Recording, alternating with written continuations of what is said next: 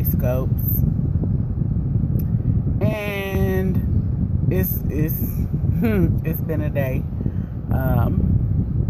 It's been a day, but I'm not gonna let that stop me from sharing what is on my heart to share today. I wanted to just come and talk to you quickly about collateral damage. If you've been scoping with me, then you know that I'm in a healing process right now, and God has just been making me deal with some stuff. Hey, mama. But today I wanted to talk to you about collateral damage. I don't know if you all know the story of Mephibosheth and what happened with him. He was a king. He was set to be king. He was a young boy and was on the run from David, and his nurse got scared, picked him up, ran, fell, and he became crippled. So he was damaged because of somebody else's choices, somebody else's actions and decisions. And that's one of the things that I've discovered during my healing process, during this time of uncovering hidden places and things that are way down deep. If you read on in the story, you find out that later, as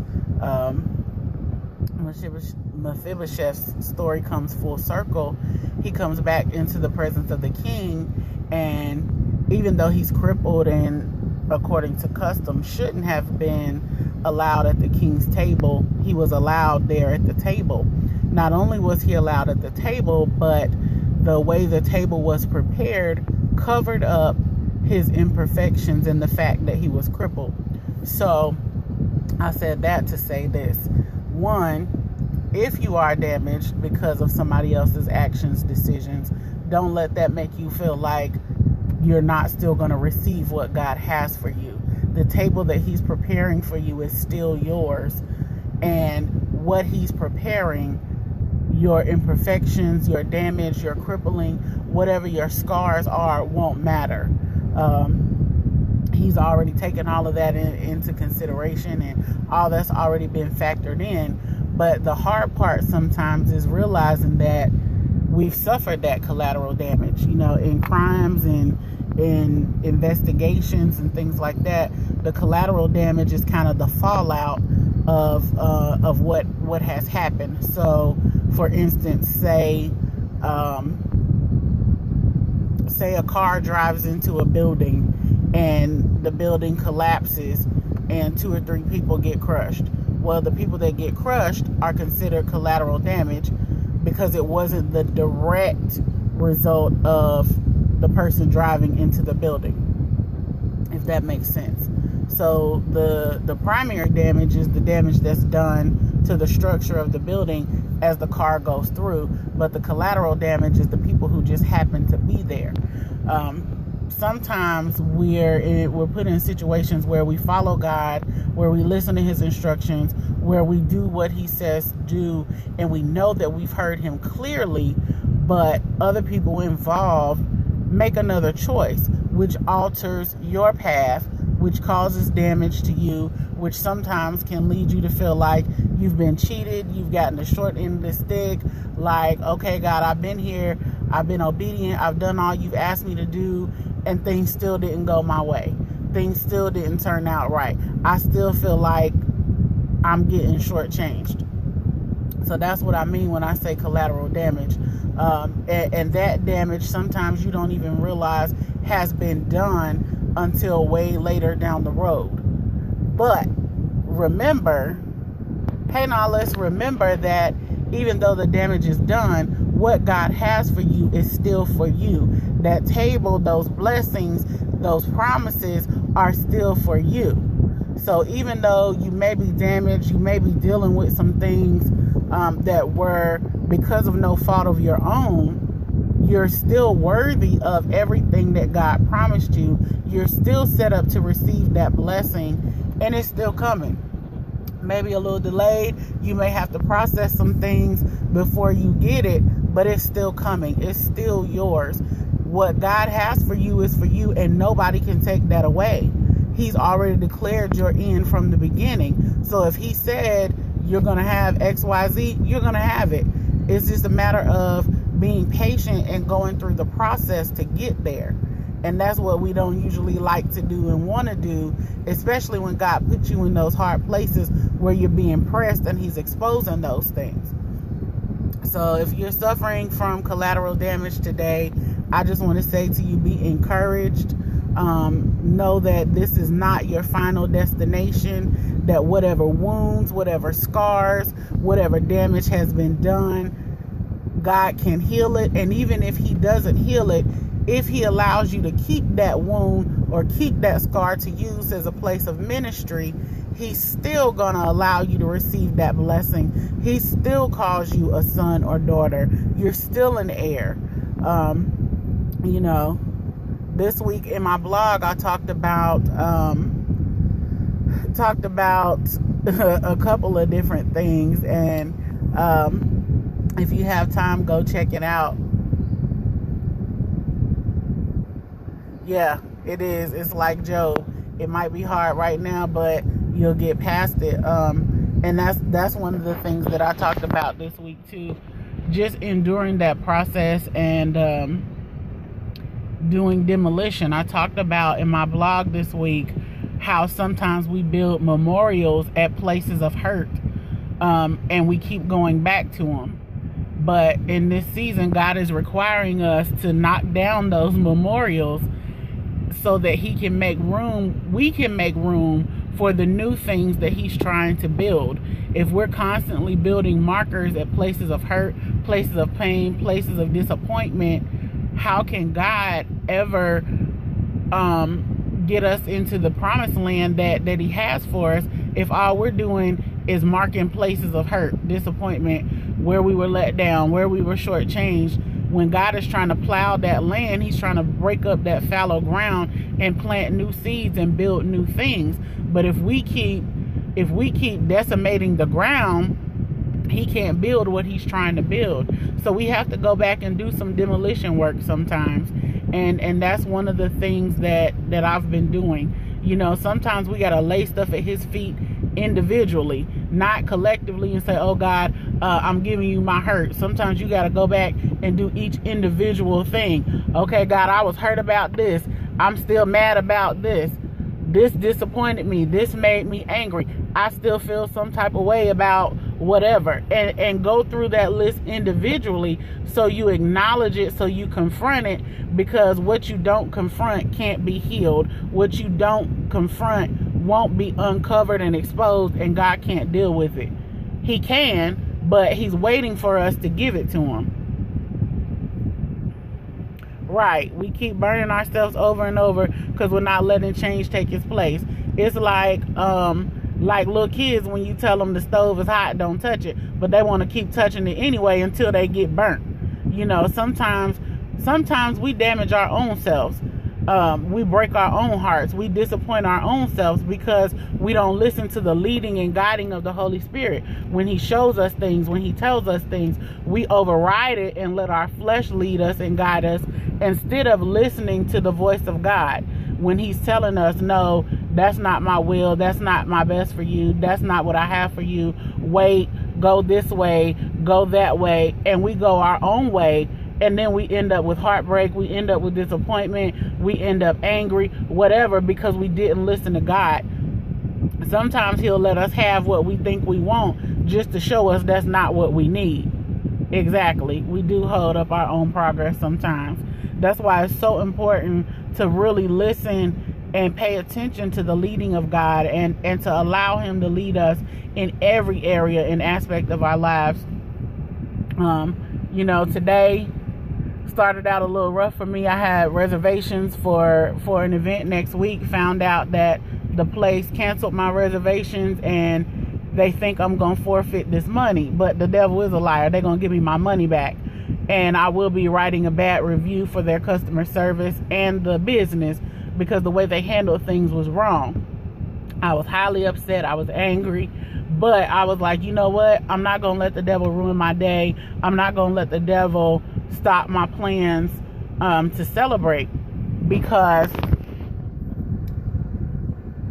if he can't get you one way, he's gonna come another way. And there's been a whole lot of places this week where he tried to get me but didn't. So now he's trying to come in my pocket. But the devil is a liar. That's right, a bigger plan in the making. As my mama says, one monkey don't stop no show.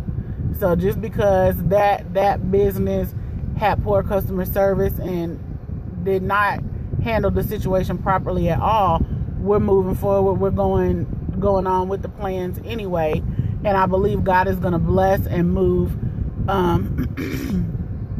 and show favor on my behalf and my friends' behalf, just because we handled the situation properly. So sometimes, you know, our reactions and our responses to the enemy's attempts to get us out of character and throw us off course make a difference in how God moves and operates for us. Indeed, it is about God's time, and patience is an area that we all get tested in every day. Hey, Special. So that's a big area for me right now, is patience in waiting, in healing, in any process that God is taking you through. You got to have patience, because like you said, it's his time, not ours. We want to press fast forward and we want to go through things quickly, but sometimes we have to go through it slowly, so that God can heal us completely, so that God can deliver us completely, so that he can bless us completely. Because if we rush through the process and try to skip over things, we're going to set ourselves up for failure for something that he's preparing us for later. So whatever we're going through in the process, each part of it is to help us it's to help us it's to help us with something we're going to encounter later. I'm not going to comment on that, Wheezy. But it's to help us with something that we're going to encounter later. So if you're being pressed and crushed right now, exactly, everything that we go through is for somebody else, especially when you know that you're called to ministry. And that's the important thing for me.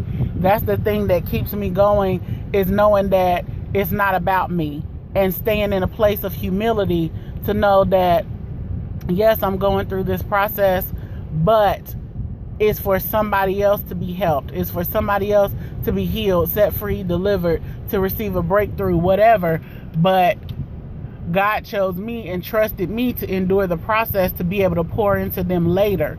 So that helps me stay humble, and helps me keep focused on what I have to do versus how I feel. Because God is not a respecter of persons. When you give him your yes, your feelings pretty much go out the window. He really don't care how you feel about the process. You told him yes, you going through. He is a gentleman. He's not going to force himself on you. But once you say yes, we don't ever know what the fullness of that yes entails. It may mean we got to suffer. It may mean heartache. It may mean disappointment. It may mean sickness. It may mean a lot of things, but it's all for his glory. And when we give him that yes, we sign up for all of that. Even though when we get in the midst of it, we were like, look, I ain't signed up for this, Jesus. I ain't say yes to this. Exactly. How we deal with things is a witness. And whether we realize it or not, people are watching.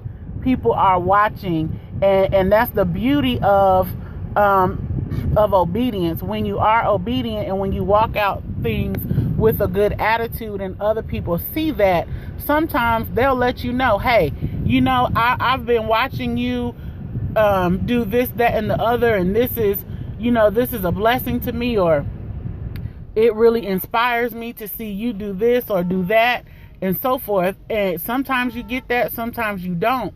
But either way, know that people are watching. Know that people are paying attention to how you endure tests, how you endure struggles, how you endure trials, the attitude that you have while you're going through.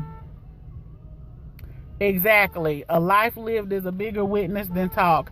That's absolutely right. And I'm one that's quick to tell you, if your words and your actions don't line up, you just talking. You can say a whole lot, but what are you doing? And I truly feel like and believe that love is an action word. Jesus showed us his love. God showed us his love by sending Jesus to die on the cross for us. Jesus showed us his love by enduring all that he went through on his way to Calvary, on his way to the cross, by laying down his life. He said, no man take it, I give it. He gave. That's action. So when somebody says, I love you, show me. Don't just tell me, show me. If you say you're my friend, show me. If you say you're a Christian, I should be able to see that in the way you live your life, in the way you walk that out every day, not just by what you say. If my mama never told me a day in her life that she loved me, I know she does because of the way she took care of me, because of the way she treats me, because of the way she prays for me, she fed me, she clothed me, all of the things that she did, the sacrifices that she made. If she never told me verbally out of her mouth, I would know because she showed me. And that's what we have to do. We have to be willing to show other people the God in us. We have to be willing to show other people the love of God that's in us through our actions, through our responses, through our conversation, through the way we handle conflict and adversity. You know, when people do you wrong, are you going to get even? Are you going to be spiteful? Are you going to be nasty? There have been a lot of times where I could have been nasty to people who have done me wrong, people who have intentionally used and abused me and took advantage of my kindness. But hey, Demetrius, but I choose not to. I choose. Sometimes you got to pray the Psalm and be like David, Lord, smite my enemies. Sometimes you got to pray like he did. Lord, look, open up the ground and swallow him up. Pray the word and just let God handle them. Lord, look, help me deal with this thorn that's in my flesh, because you know people get on my nerves acting stupid. My mama tells me all the time that I have a low tolerance for people that are not on my level, but I always tell her it's not that. Hey, God bless you too. I tell her it's not that I don't have a tolerance for people on my level. I have zero tolerance for foolishness.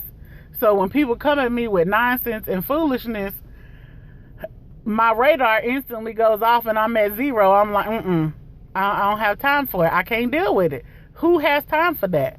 But I try to be patient and understanding of people and deal with people where they are. Deal with people who you know them to be. If it's a person that you know that all they do is lie, deal with them accordingly. Don't expect them to tell you the truth. Don't expect to believe anything that's coming out of their mouth. Right? Nobody. If it's a person that you know is not reliable, don't count on them to be there for you when you need something. Don't count on them to show up. Somebody that's always late, you better tell them to be there an hour early so they might show up on time. Deal with people who you know them to be. When you can meet people where they are, you have a much better chance of witnessing, of building a relationship and rapport with them to show them the love of Christ in you.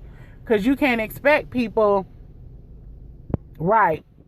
People will test you when they know you're a Christian. They're going to push buttons to just so they can say, oh, you ain't saved like you say you are. I thought you were supposed to be a Christian. You supposed to be saved. I am, but guess what? I'm human too. Just because I'm a Christian don't mean you get to run up on me and pop off at the mouth, say whatever you want to say and feel like I'm not going to respond. Yeah, I'm going to respond. I'm going to do my best to respond from a place of love and in a godly fashion, but I will tell you about yourself. I will tell you about yourself real quick. And I'm not going to let you take advantage of my kindness just because I'm a Christian. Jesus was a radical. When they was clowning in the temple, Jesus went in flipping over tables, telling them, get this straightened out. Y'all making a mockery of the temple. He didn't go in, excuse me, I'm sorry, can you guys please stop? I don't like what's going on in here. Excuse me. No, he went in, flipped them tables over, and got it straightened out. And sometimes we have to do that. I'm my daddy's child. Sometimes we got to establish order. You flow in that apostolic anointing and establish order. Don't let people run over you just because you're a Christian. We still have authority. We still have dominion. We don't have to be passive and not have a backbone just because we have Christ dwelling on the inside of us. He gave us power, authority, and dominion, and we got to walk in it. What's the use of having it if we don't exercise it? I don't have time for that. But yes, back to love. It is a selfless act, and when you really study out the love chapter and look at all that love entails, that hard part, it is. You walk too hard sometimes. That's my mama. That's all right. God's still working on you, mama. But when you really go back and study out that love chapter and look at all that entails, that hard part is keeping no record of wrong. That means you got not only forgive, but forget. That's hard for me. I don't forget nothing. Nothing. I'm going to remember what you did to me, how you did it, how long you did it, what day, what was going on, what happened, every detail. I'm going to remember. But the key is remember, but still deal with that person from a place of love. Remember for the sake of not falling into the same trap twice. Remember for the sake of not letting them treat you that way again and again and again. Don't remember and still hold that anger in your heart. Remember to look for the signs and say, okay, I done seen this behavior before. I've seen this attitude before. I see what you're about to do.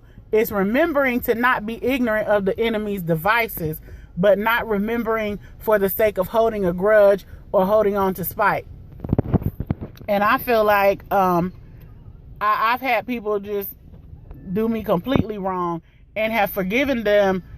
Just because I forgive you doesn't mean that I deal with you in the same way. If you've shown me who you are, I deal with you accordingly. If you've shown me that you are not trustworthy, you no longer get my trust. I'm still going to be cordial. I'm still going to speak to you. I'm still going to treat you with the love of Christ, but I'm not going to extend to you that same level of trust that I had before. If you've stolen from me, I'm not going to trust you around my stuff because I know you steal. It's not that I can't forgive you and forget. I'm going to remember that you have a theft problem, and I'm going to hold you accountable to that. So I'm not holding the wrong against you, but I'm holding you accountable for change and growth. To say, okay, right now I can't trust you around my stuff because I know you steal, but we're going to work on it. I'm willing to jump in and walk with you to a place of deliverance. But I'm not going to be a fool. If I know you steal, I ain't finna leave my purse and all my money sitting beside you when I walk out the room. Make sense? Okay.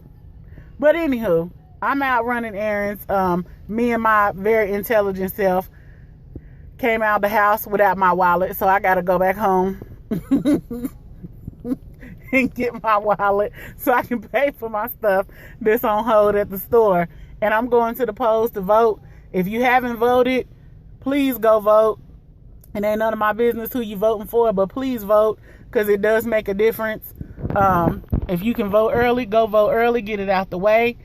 But do your civic duty. People fought, died, bled for the right. Yeah, we'll talk about forgiveness another time. Yeah. Let me get healed first. Then we can talk about forgiveness.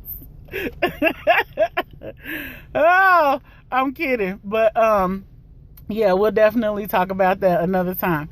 Anyway, if you haven't voted, go vote. Come back and scope with me. I ain't gonna promise I'm scoping next weekend. I might. I'm celebrating my birthday, so I may come on and do a real quick scope. But at some point during the week, I'll pop in and talk to you about a couple other things that's been on my mind and my heart, and we'll go from there. But I pray that y'all have a great weekend, a blessed week, and that you'll come back and scope with me. Check out my blog. Get my book if you don't have it. There's a link to it on my blog. It's up at the top right corner. It's called Simple Sayings, Sprinkles of Encouragement. All kind of good stuff in there. Yes, I have a book. All kinds of encouragement in there. It's not your average everyday devotional. It's practical stuff. It's things to encourage you and uplift you. It'll make a great gift if you celebrate Christmas, Kwanzaa, Hanukkah, whatever. Holidays are coming up. People got birthdays. Great gift. And even if just to get it for yourself, I go back and read it sometimes just because what's in there encourages me. I've been in it all this week, the past couple of weeks, and even shared it with my coworkers. But go on my blog. It's cjaqis.blogspot.com, and there's a link right at the top on the right corner. The cover of it is yellow and it has looks like polka dots. You can still get it. They'll ship it. If you click on that little image of my book, it'll take you to the page to order. So it's available. Thank you. I hope you enjoy it. I'm working on book 2 and 3 for my single folks. Book number 2 is called Until He Arrives. It's for men and women. It's all about preparing yourself for relationships, dating, marriage, whatever your end result is. And then book number 3 is Navigating the Ships of Singlehood.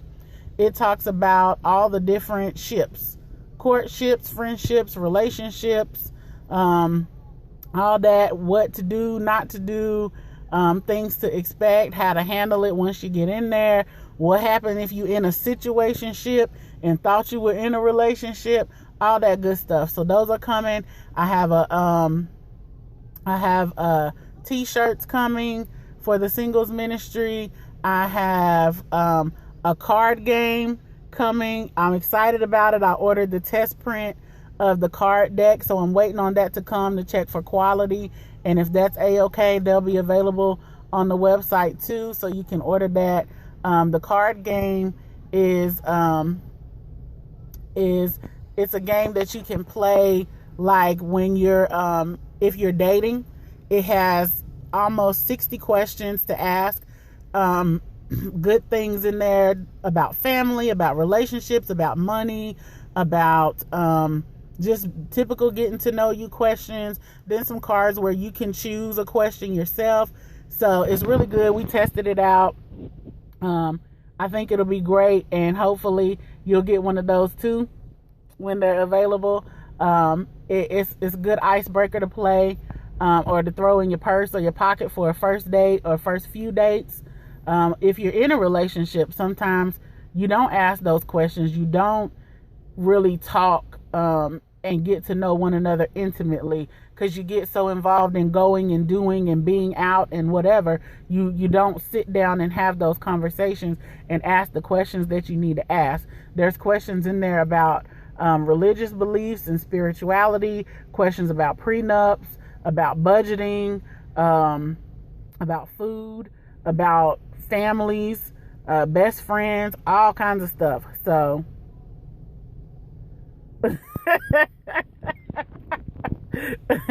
you know what, Nihilus? I don't think I should be either, but I'm waiting on who God has for me. So right now, I should be single. But thank you. He's on the way. Amen. He's on the way.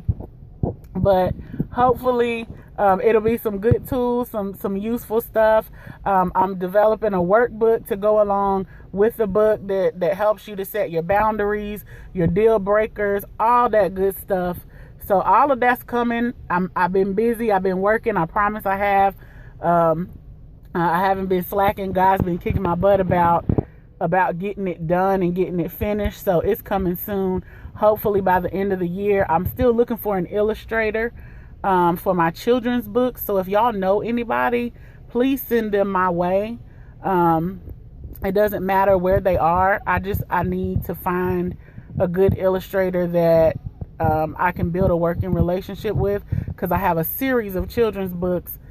Several of them are already written. They just need to be illustrated. So if you know somebody, please send me their info. Send them mine if you have it. Tell them to hit me up on Twitter or Facebook, somewhere.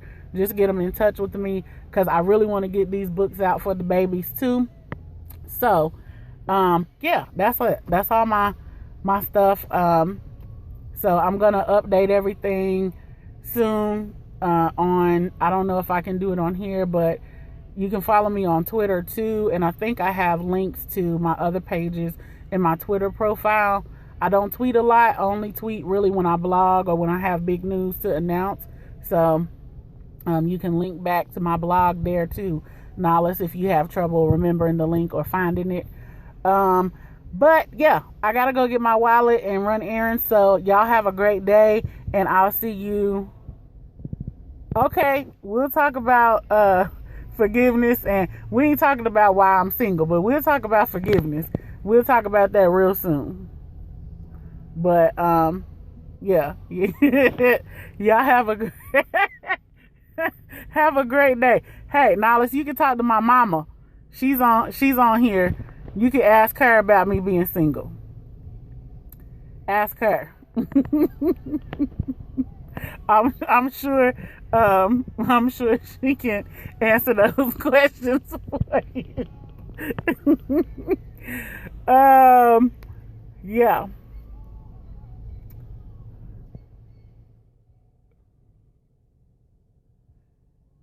She's gone, little Helen Keller. She says she's not responding. But anyway, y'all have a great weekend, and yes, she's quiet. I will talk to y'all soon for our next Saturday Scopes.